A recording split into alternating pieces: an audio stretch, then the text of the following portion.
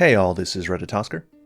On this channel we'll be releasing short, spoiler-free videos daily until the release of Shadow of the Erdtree. We're doing this to make the wait a little easier, and they'll be spoiler-free so that people that chose to abstain from the recent previews can benefit from them as well. The topics in these videos won't necessarily have to do with Elden Ring, but today's topic does. Today's topic is about Vigor, and how you need 60 of it for the DLC. The late game for Elden Ring is weird in comparison to previous Souls games, because the enemies and bosses do a lot more damage. The damage they do is comparable to what New Game Plus bosses do in Dark Souls 3, for example.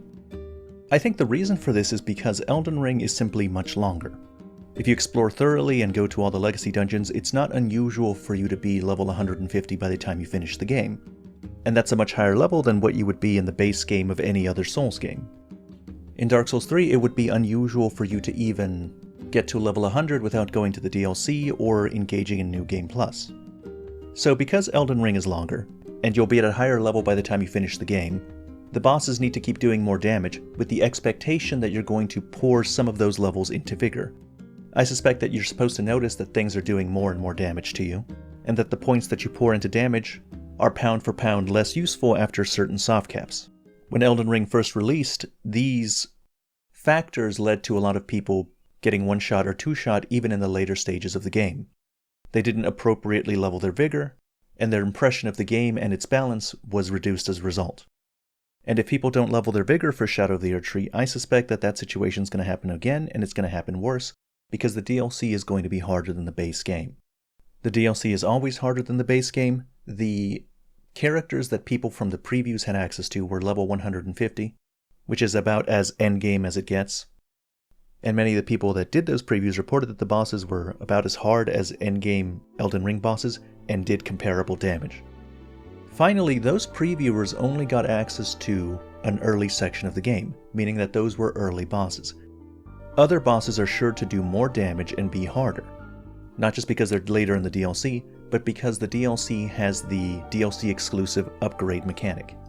There's a mechanic that improves your damage and your damage negation, and as you go through the DLC you can get more and more items to feed that upgrade, functioning somewhat like a golden seed upgrade to your flask.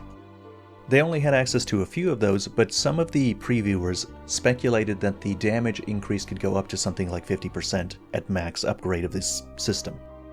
And a 50% damage increase is enormous. This probably means that there are bosses in the DLC that will warrant you having this much extra damage, and however much defense it gives you. Meaning that it's likely that these DLC bosses will be not only mechanically more difficult than many of the bosses in the base game, but they'll be statistically more difficult because they'll have more HP, more defenses, and most importantly, deal more damage. Now to better emphasize my point, let me just show you some numbers for Vigor. At 30 Vigor, you have 994 health. Going up to 40 Vigor will change that to 1,450. 40 is the first Vigor soft cap, but if you go from 40 to 60, that'll take your HP to 1,900 HP. So for those measly 30 levels, you've almost doubled your HP. If you were to take away those same 30 points and put it into your weapon, your damage, you would not double your damage. In fact, the amount of extra damage you could squeeze out is very low. Let me give you an example. Let's say you're using a Moonveil. Right now at level 150, I've got 60 Vigor, and I've managed to put 50 points into Dexterity and 60 points into Intelligence, for a total damage of 699. Let's assume I want more damage than that, and I want to take away points from my Vigor to increase that damage.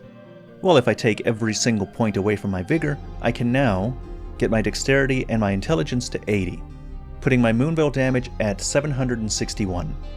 That means that I will have given up 75% of my HP in order to have an 8% more increase to damage, which is of course not worth it. In Elden Ring, there are no glass cannon builds. There are builds that have 60 Vigor, and then there are bad builds. Now of course if you don't want to do that, you like having less than 60 Vigor, and want to challenge yourself in that way, that's perfectly fine. If you can adhere to the don't get hit philosophy, then I don't see the reason why you would want that much Vigor anyway. But I would at least recommend that people that co-op level up their Vigor. because when you co-op in Elden Ring, you open yourself up to invasion. And in invasions, Vigor is the most important stat when you're playing with others. If you have allies with you, and the invader can't kill you quickly, then you're far more likely to win. If an invader can't kill you right away, then your phantoms can push him back, giving you opportunities to heal, and turn the situation into more of a battle of attrition, which will put the invader at a big disadvantage. If everyone in the co-op group has high vigor, then the invader will have trouble finishing any one of you off before the other ones can help. And it makes it much more likely that you can beat a really good invader even if he was much better than any single person in your group. Anyway, that's the end of this video. As always, thank you very much for watching.